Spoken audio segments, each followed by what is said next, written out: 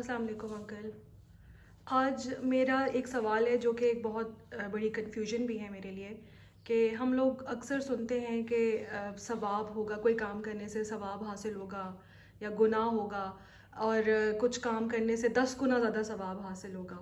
تو ایک تو مجھے یہ سمجھ نہیں آتی کہ ثواب کی اکائی کیا ہے، اور ایک ثواب کتنا ہوتا ہے جس کو ہم ملٹیپلائی کر کے 10 ثواب لے لیتے ہیں یا نیکیاں لے لیتے ہیں.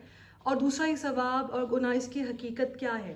یہ ورڈ کس لیے استعمال ہوا ہے؟ بہت اچھا سوال ہے، اور یہ اتنا عام بولا جاتا ہے کہ اس کام کو کرنے سے 27 گنا ثواب ہے. آپ نے بالکل صحیح پوائنٹ آؤٹ کیا کہ ثواب کی اکائی کیا ہے کہ ایک کیا ہے کہ اس کا میں 27 پھر اس کو ملٹیپلائی کر کے بناؤں.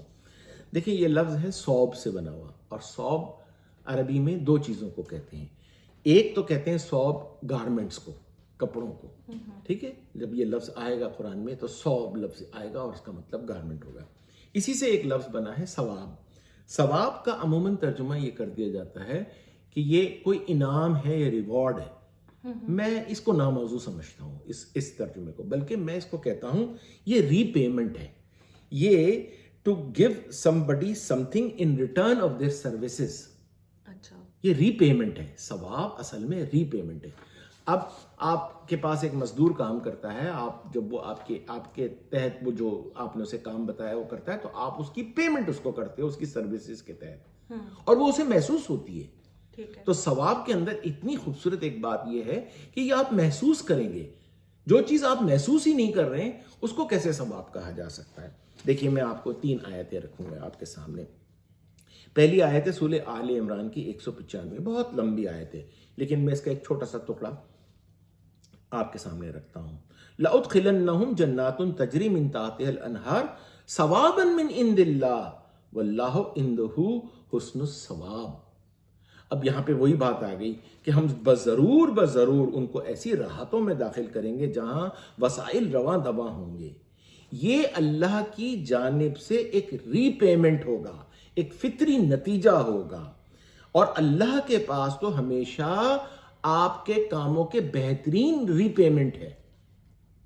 یہ ری پیمنٹ کی شکل میں آتا ہے کہ وہ آپ کو اس سروسز کا جو آپ نے کیا کسی فارم میں پیمنٹ کریں گے، اور یہ محسوس ہوگی آپ کو.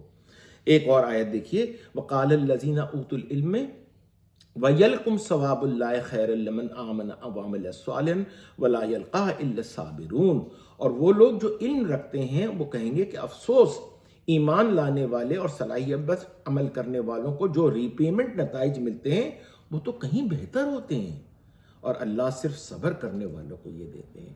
تو کفار جو ہیں یا جو حقیقت کا انکار کر رہے ہیں وہ اس کا افسوس کریں گے کہ دیکھو ان کو کتنی اچھی ری پیمنٹ ملی ہوئی ہے. اس کا مطلب ہے وہ محسوس کر رہے ہیں اس پیمنٹ کو. اب ایک بات یاد اور رکھیے، بڑی عجیب سی آیت ہے جو سارے مسائل کا حل ختم کر دے گی. کیا کافروں کو ثواب ملے گا؟ ہاں، قرآن کی روح سے ملے گا. قرآن کی روح سے کافروں کو بھی ثواب ملتا ہے. اور یہ آیت ہے سورہ مطففین کی آیت نمبر 83، سورت نمبر 83 آیت نمبر 36. هل ثوب الكفار ما كانوا يفعلون. یعنی یہ تو اس میں اللہ فرمائے کیا غلط کاروں کو ثواب مل رہا ہے؟ تو ثواب کا مطلب یہاں پہ پھر ری پیمنٹ آ گیا. کیا غلط کاروں کو ان کی کارستانیوں کی ری پیمنٹ یا نتائج نہیں مل گئے؟ کتنی عجیب سی بات ہے کہ ثواب کا لفظ کافروں کے لیے آیا ہے، غلط کام کرنے والوں کے لیے آیا ہے. ہم سمجھتے ہیں کہ ثواب کا لفظ صرف ایک اچھے کاموں کے لیے. ثواب اصل میں لفظ ہے ری پیمنٹ، کسی چیز کو ادا کرنا، اور وہ ادا آپ کے اچھے کاموں کی بھی ہو سکتی ہے، برے کاموں کی بھی ہو سکتی ہے. ٹھیک ہے، یعنی ہم ثواب کو ہمیشہ ایک پازیٹیو نوٹس میں لیتے ہیں، لیکن ایسا نہیں ہے. یہ نیگیٹو چیز کے لیے کی بھی ری پیمنٹ ہو سکتی ہے اور اس کو بھی ہم ثواب ہی بولیں گے. Good, very good point.